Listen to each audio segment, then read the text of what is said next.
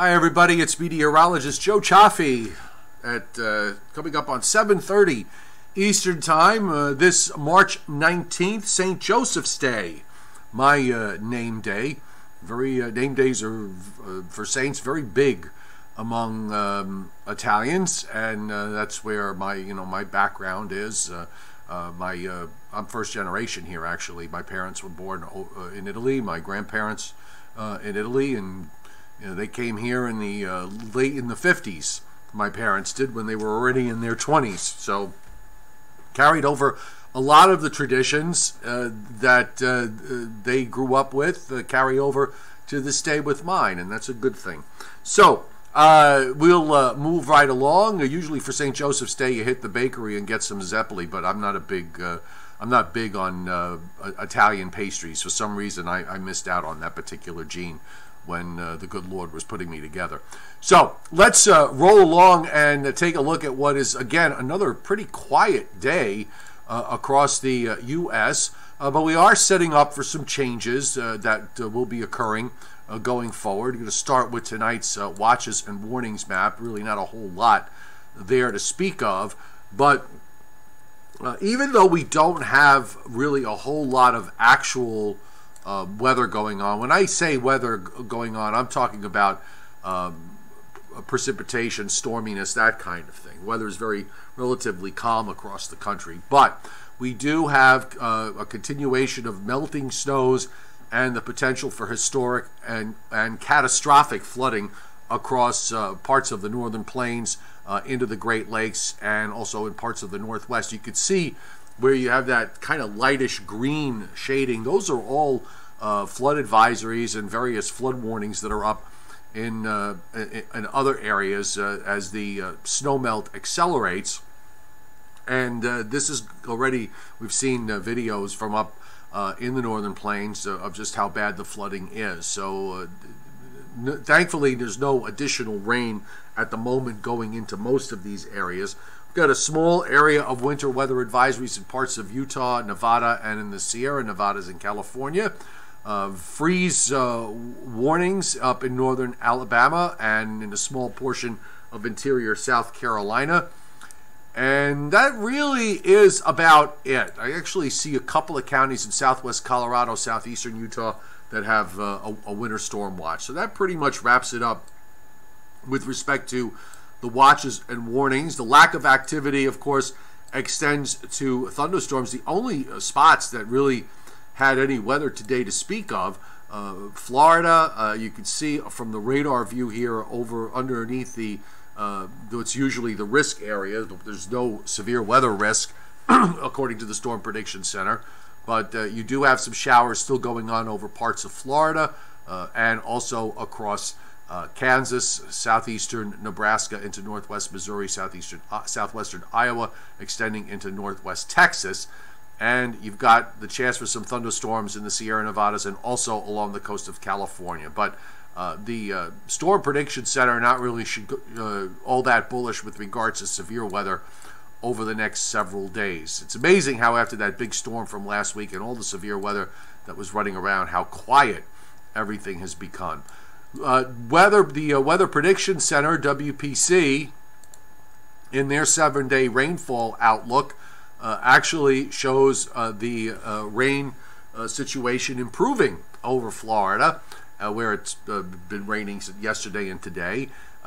We have up to 1.5 inches of rain forecast of liquid precip all the way up into Maine and New Brunswick. Heavier rains of 2 inches plus along the North Carolina coast. You've got 1.5 inches rains forecast for parts of the Tennessee, Lower Ohio Valley, back to the Middle Mississippi Valley, into Oklahoma, Kansas, and Northeast Texas. And that kind of snakes its way back through the Rockies and in through Utah and Nevada, and then eventually finding its way into California, where we actually do have an area of 2-inch and 3-inch plus rains coming into northeastern California in the next 7 days. So the action in the west is going to pick up a little bit as the trough eventually goes back into the western part of the United States. But in the meantime, we await the arrival of spring, the end of winter going out very quietly here in the east. We had some decent weather today over much of the northeast, except for areas in upstate New York that were dealing with clouds and snow showers. But you can see the cloud cover from the Gulf of Mexico over Florida and the southeast coast, all of that streaming out to the northeast. And you begin to see the energy that's going to be getting the next frontal system ready to move into the eastern part of the United States. Some clouds starting to come in also to the west. So the loop certainly showing you that, at least from the standpoint of the last 2 days, it's really been all about the Gulf Coast and Florida with respect to where all the heaviest moisture is. Now, let's roll through what's going on tonight. We're going to start with the 21Z, the 5 p.m. surface map. And in the east, we've got high pressure that is sitting along the coast, moving out. Winds have been light and variable, some sea breeze action along south-facing shorelines and also along east-facing shorelines, bringing in that air off the 40-degree water. We did manage to try to push the temperature up to 50 in my neck of the woods today before the wind started playing games along the coast. But overall, pretty much a decent day. This high is sliding out off the New Jersey coast, off the southern New England coast, and out to the east. And that's going to start the setup for the weather system that is coming up for Thursday. So we've got one more day of nice weather here in the east. In the meantime, the frontal system that is running through Oklahoma and North Texas into a low that's up in northeastern Kansas. It's being reflected on the radar with some showers. And out in the west, it's mostly high pressure, fairly warm, and even in some cases seeing records being broken up in parts of Washington State and western Washington. Seattle, I believe today got to 78 or 9, which just took out the last couple of days where we made low 70s, and they had their warmest temperatures ever observed in the winter season, quote unquote. So they've had a few days in a row here of some pretty warm weather, considering all the snow they had back in February. But even throughout much of California, we've got temperatures that have rebounded into the 70s and even in the 80s in Southern California, away from the coast. And there's an offshore system way out in the Pacific that's getting ready to start sending some moisture inland. The radar right now shows some rains beginning to approach Southern California, actually coming into San Diego and up toward Los Angeles, starting to see some showers coming in from offshore. To the east, we have showers in New Mexico and across northern Texas, and they extend up into eastern Kansas, a small portion of northeastern Missouri, and southwestern Iowa. So fortunately, this is not some sort of big widespread area of heavy rain spread across, say, Nebraska, northern Kansas, and points northward as they deal with the flooding rivers. A lot of the rivers have reached their peaks and have kind of backed off a little bit. So the lack of a storm up there at this point is a big positive. A lot of that was set off, of course, by the major storm from last week. In the east, again, it's really all about Florida. We've got rains coming into southern Florida, the southern half of the state. It was a little bit more extensive in terms of the rainfall up through central Florida earlier today, but the area has kind of shrunk a bit to the south. But we're still getting some rains coming in from off the Gulf of Mexico and running northeastward across the state. A lot of the state, by the way, barely saw temperatures get out of the low to mid 60s. It was a fairly cool day in the state of Florida. And right now, just to show you some 7 o'clock temperatures, we've seen them drop off now in the upper 30s to mid 40s across the northeast. We had 60s a couple hours ago in through much of Georgia, so now those temperatures are starting to cool. And in Florida, we've got readings down in the low and mid 60s, just a couple of 70-degree readings still left over around Miami, but everybody else pretty much sitting in the low to mid 60s. Just want to take a quick check. Let's go across the Gulf states. It's all in the 60s. Not too unreasonable for this time of year. I just want to check out what's going on. Now, here's where your warm air is. Look at these. 80s to near 90 in Southern California, well away from the coast, obviously. And we've got temperatures, Phoenix at 84. Remember, it wasn't really all that long ago where they saw snow outside of Phoenix. We have Flagstaff at 54, 75 up in Las Vegas. So a lot of 70s showing up. The effect of the deep trough in the west, keeping things so chilly, now getting a nice rebound. You look at these 70s all the way up to Seattle with that 79 there as of 4:39 Pacific time, 7:39 Eastern time, which is where we are now. So let's move forward about where we're going with winter coming to an end and spring beginning. You can see that on the GFS anyway, everything is pretty quiet. This is the late afternoon run, and I kind of like its idea with respect to what is going to be happening in the east. As low pressure, that frontal boundary down in Florida, one low shoots out, but there's some energy that kind of gets thrown back there into the Carolina coast and lifts northward as a cold front sweeps across the Great Lakes. So you're going to pick up that moisture and a low that starts to move northeastward. And I don't believe, there were some models over the last couple of days that really had a real wrapped up, very deep low here. I really don't think that's going to be the case.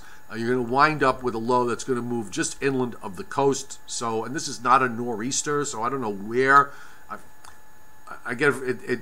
I'm about to express frustration over the fact that the weather information is driven by the apocalypse all the time, and it's getting it's been tiresome for quite a while. I don't know. I'm feeling especially sensitive to it lately for some reason or another. But no matter. We'll get what we get rain-wise, which might be on the order of about an inch or so of rain in some places, and then that low is going to strengthen. The gradient's going to tighten up, and we will see some gusty winds here later Friday night into Saturday. The low's going to get down into the 970s when it makes its way up into New Brunswick. But the gradient's going to stay pretty tight into Saturday. Then it'll start to ease during Saturday night, and this shot of chilly air is just that, because it's going to come in and out. And by Sunday, as soon as that wind, early Sunday morning, is going to turn to the west, you're going to see the temperatures respond. As long as you don't get any kind of cloud cover, and I don't really see it, we could see temperatures run up into the 60s by Sunday afternoon in a hurry. Now, we do have another front coming down. I want you to look up near the Canadian border. There's a big high that's pushing southward, and that's going to push a cold front through in the northeast sometime Monday evening. Now, it's not often that you wind up seeing overrunning precip on the backside of the front. There's probably a little bit of a wave actually, there's probably several waves here on this cold front that comes through Monday evening. Now, ahead of it, depending on clouds and how much sun can break through early on in the day, we saw last week, and we didn't even have a west wind. We had it with a southwest wind where temperatures managed to get up into the 70s. We're going to have a west-southwest to west wind ahead of this front. So I would not be shocked if we see temperatures well up into the 60s and maybe near 70 in some places during Monday before the front comes by. And then after the front goes by, that cold air starts to come in, and there's some backside precip on it. But I get very suspicious when I see overrunning, it looks like overrunning precip on the backside of the front. I could probably count on my hands the number of times where something like this has produced accumulating snows going back over the last 20 or 25 years. So you have to be really suspicious about this. When you look at how all that precip, by the way, is pushing southeastward, it gives you an idea of what's going on in the upper air. You're getting a lot of suppression. The jet stream in the north in Canada is once again positioning itself where it's suppressing weather systems to the south and east. Let's not get overly enthused by the snow into the Carolinas here either. This is not something that you put faith in a week in advance. But let me just show you the upper air, because that's how this, that is obviously so important here in a situation like this. The snow lovers, they see a low, and they see a low moving through the lower Mississippi Valley, and they're thinking, up the East Coast. Not happening, folks, because once again, look in the upper right, and you can see this trough that is dropping southward over the Great Lakes. The flow in the east is basically west to east. It is very, very flat. The trough that represents the low that's going to be on the southern end of this front is getting squashed down into the southeastern part of the United States, and then off the southeast coast. The flow is all wrong to bring a low up the eastern seaboard because the trough is too far to the east. That really is what it boils down to. The ridge that you see here is in the Rockies. The trough is right along the immediate east coast. It needs to be back running somewhere, if you want to draw a line somewhere just east of Detroit, straight south to the Florida Panhandle. That's where you want the axis of this trough to be if you're going to try to bring a storm up the east coast. Not happening.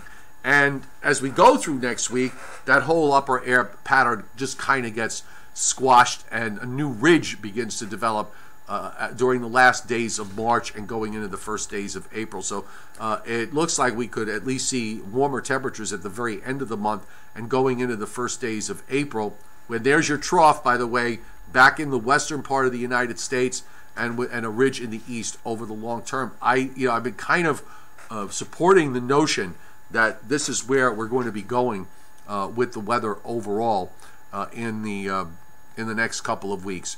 This stretch right now where we're getting these shots of cold air, kind of typical mid-March weather that we're seeing, but after that, as we move into early April, I think we could see temperatures that are going to, in general, be warmer than average in the east and be cooler than average in the western part of the United States.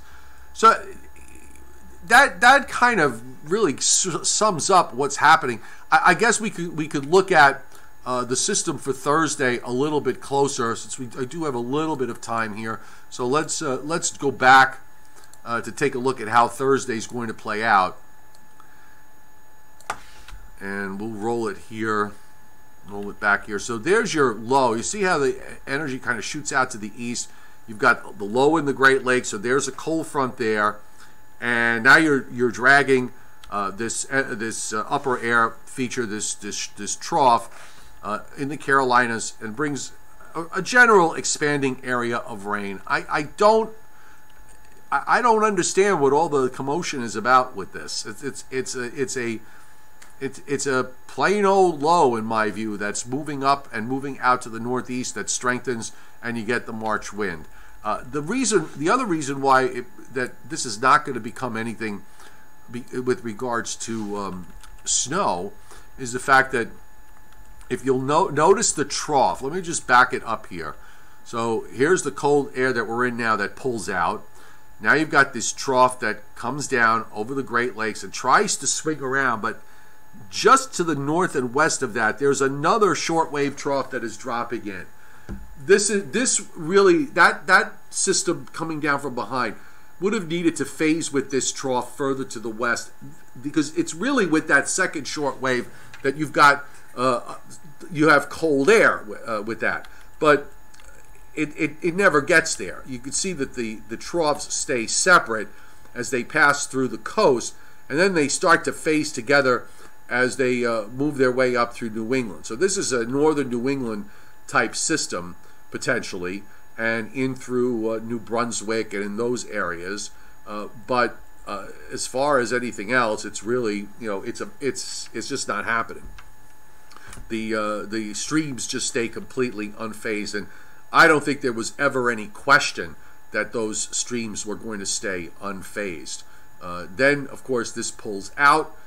You get this ridge in the east that comes in for Sunday into Monday, and then here comes the next system from the north diving down again, suppressive. There's no, your trough is progressive, and it suppresses everything to the southeast, off the southeast coast of the United States, until you get this nice ridge that'll build into the east toward the end of next week. So all in all, at least the absence of severe weather is a good thing. We'll probably start to see that pick up at some point next week with the next front coming down. And might see some severe weather across parts of the southern states, but we're not seeing wrapped up deep lows, at least like we saw back through the Great Lakes, which came actually in back-to-back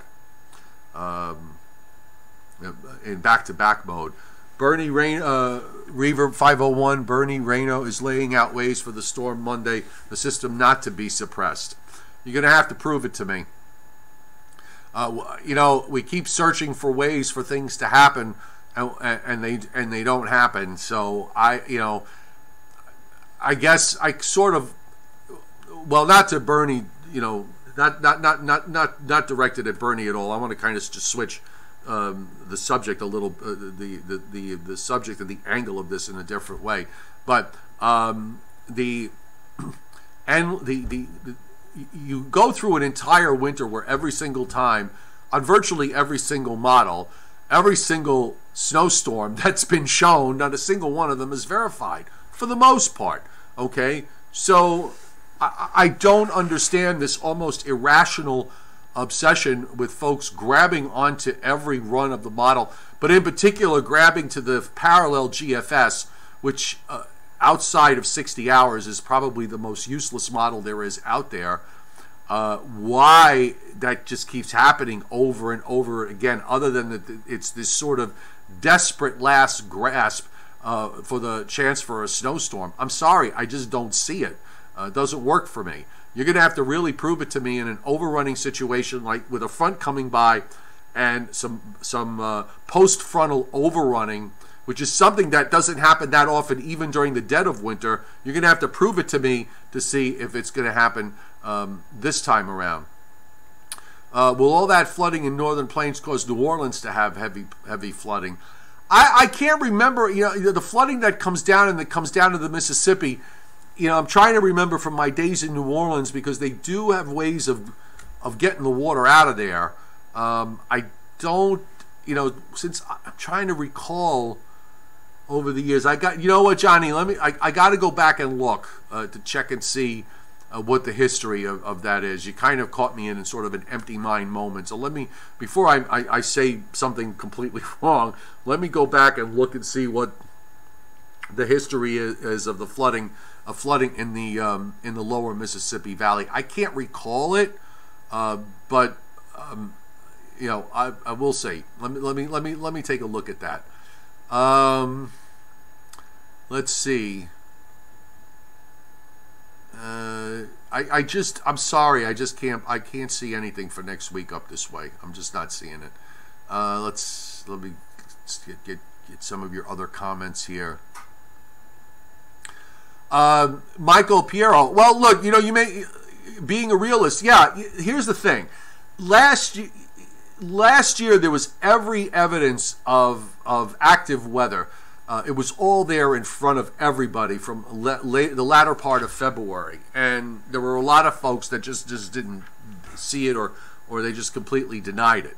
There are a lot of people out there in the weather world, I would say non-professionals but observers. There are a lot of people out there that they reflexively go opposite of where they should.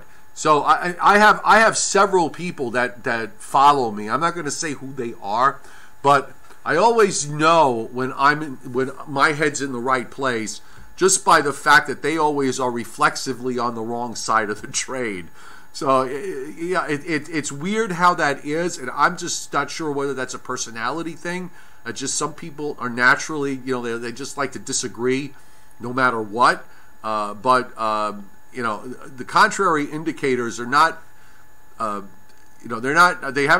been very quiet lately. So I'm not sure how they think about all these things.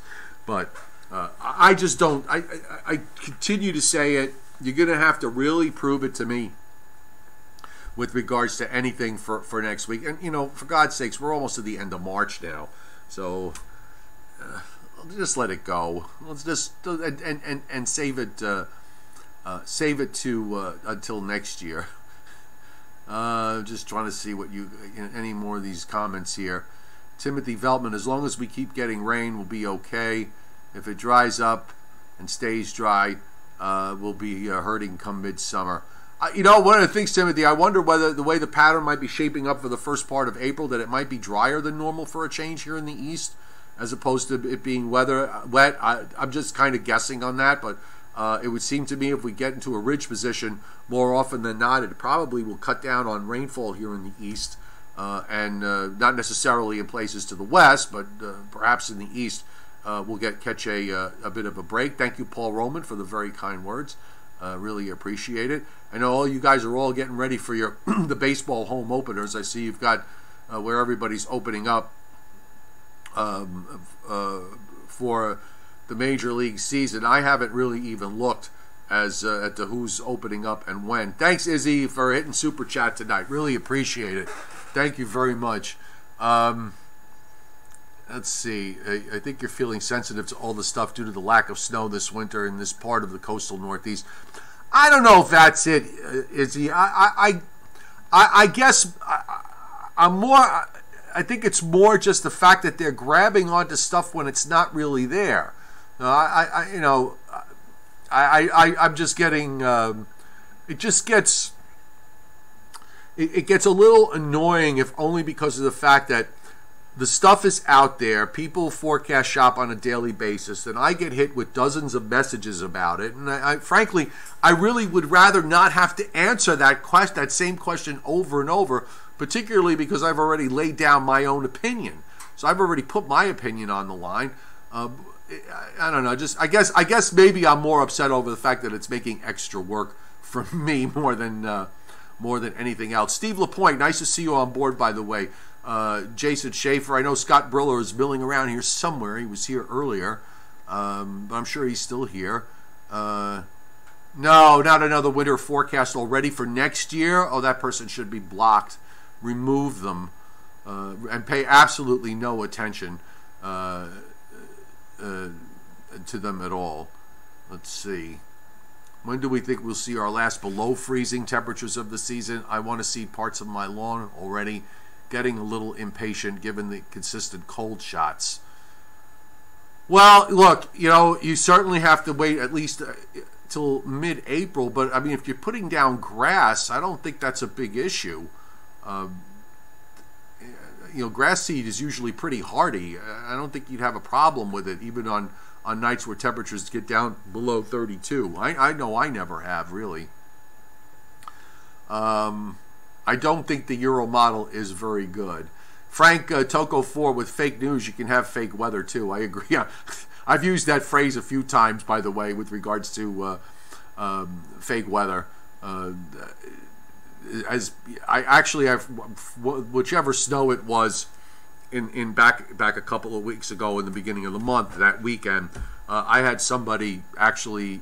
Now there were 6-inch plus amounts in parts of New York City on both of those events, and I had someone who was in South Brooklyn who got very little, claiming that it was all made up and none of it was true, that it was fake weather. It's just like, seriously, that's what we do. We sit around and weave conspiracies about snowfall amounts.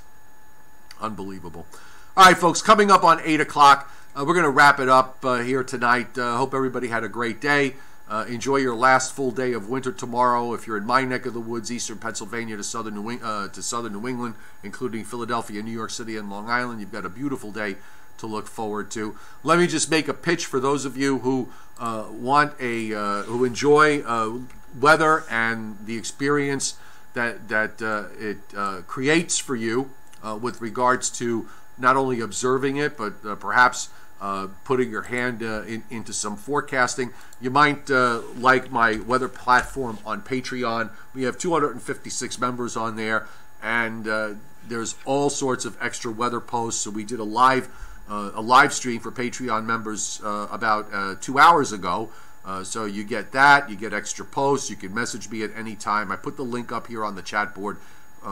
It's just $2 a month, and it gets me a couple of cigars, and I'm a happy camper. So do consider that. And also, if you haven't already, I did do some updates to my weather app, okay?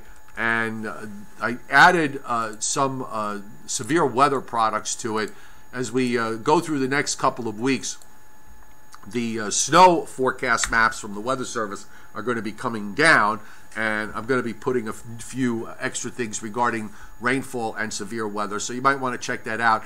You can download that on Google Play or on the App Store under Meteorologist Joe Chaffee, and I put a link up on the chat here as well. And that really is about it. So everybody have a great night, and we will see you tomorrow.